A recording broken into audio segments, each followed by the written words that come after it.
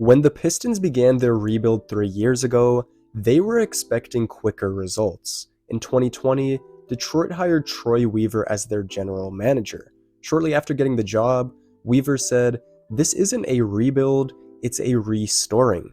There's been greatness here. The Motor City deserves a consistent winner back on the floor."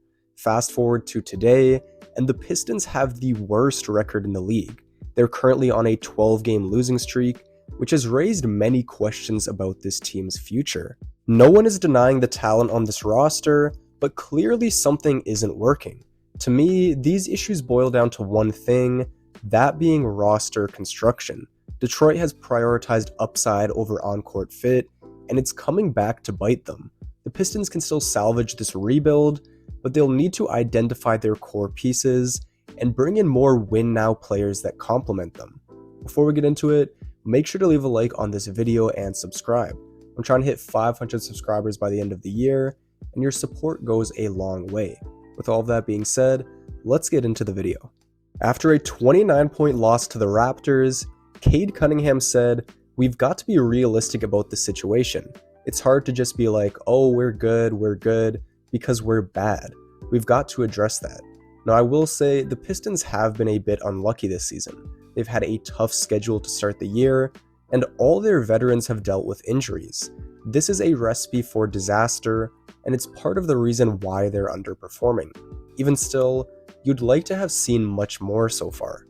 As I've mentioned, Detroit has prioritized potential over fit.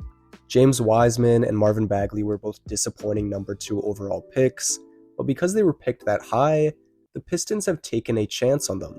The same thing can be said for Killian Hayes. Detroit drafted Killian with the 7th pick in 2020, and he hasn't met expectations.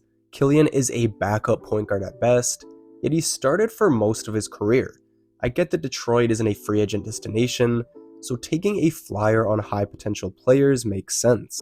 However, you need results at some point, and you can't keep harping on how great the idea of a player is. This roster is filled with lottery picks that don't complement one another, and it's hurting the development of the few standouts. The most notable player being affected is Cade Cunningham. Because Cade missed most of last season with an injury, this is essentially his second year in the league.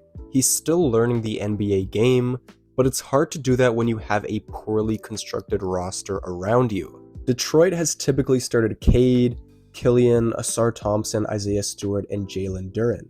The only good shooter in that lineup is Isaiah Stewart, and even then, his three-point volume isn't too high.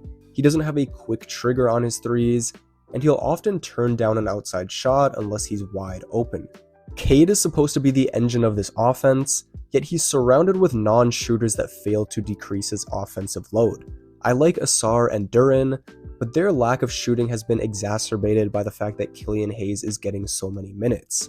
In their most recent game, Killian played just 13 minutes, so maybe they've realized that he doesn't fit next to Cade. The problem is, Jaden Ivey isn't a much better replacement at the moment. Ivey is a talented offensive player, but he's bad on defense. His potential fit with Cade is better than Killian's, but as of right now, Ivey is ineffective unless he's scoring the ball, and he's not an elite scorer. While I'm not the biggest Jaden Ivey fan, I do hope Monty gives him a longer leash, because he's still just 21 and only in his second season. Monty has put an emphasis on defense, and I get that players need to earn their minutes, but you have to be forward thinking as well. Killian is a much better defender than Ivey, but that hasn't gotten them anywhere. Killian wasn't a good fit in the starting lineup, and choosing to start him the first 13 games of the year wasn't the right decision.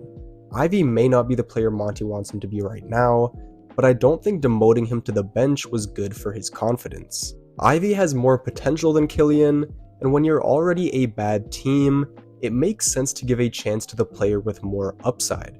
Ivey did start in their most recent game, so hopefully that stays the same. He's barely played with Cade, Ausar, and Duren, so I'd like to see a larger sample size before deciding on his future with this team. Because the on-court fit hasn't been good, this has led to many issues, one of those being turnovers. Detroit leads the league in turnovers, and while poor spacing is partially to blame for this, these players clearly have bad habits as well. The Pistons haven't had anything to play for the past few seasons, And when that's the case, your attention to detail diminishes. Cade is currently leading the league in turnovers, and most guys on this team have a 1-to-1 assist-to-turnover ratio. They don't value the ball, which makes it hard to stay in games or execute down the stretch when they are able to keep it close. These bad habits also show up on defense. Detroit plays undisciplined, inconsistent, and lazily on that side of the floor. They are so quick to jump on pump fakes, which either puts them out of position or results in a foul. Detroit commits the most fouls per game, and that's a big reason why. Their overall effort is also very inconsistent, likely because of all the losing. When things aren't going your way, it's hard to put in max effort night in and night out. However, one thing you can't do is let the refs impact your play. After a loss to the Suns, Monty Williams said that the team needed to stop complaining to the referees. Not only will it affect your play, it puts the team at a disadvantage heading back on defense. All in all, the Pistons are struggling in every aspect. They don't complement each other offensively, they're bad on defense, and because all their veterans are injured, they don't have anyone to lead by example. Detroit has finished last in the East 2 out of the past 3 years, and it may happen again this season. They won't make the playoffs, so they need to use this year to identify their core pieces. To me, Cade, Ivy, Asar, and Duren fall into that category. Isaiah Stewart and Marcus Sasser are good too, but I see them more as solid players to have off the bench. Detroit is going to have another high pick in 2024, so whoever they draft there should be considered part of the core as well. As far as I'm concerned, everyone else is expendable. Once the veterans come back, I expect this team to look better.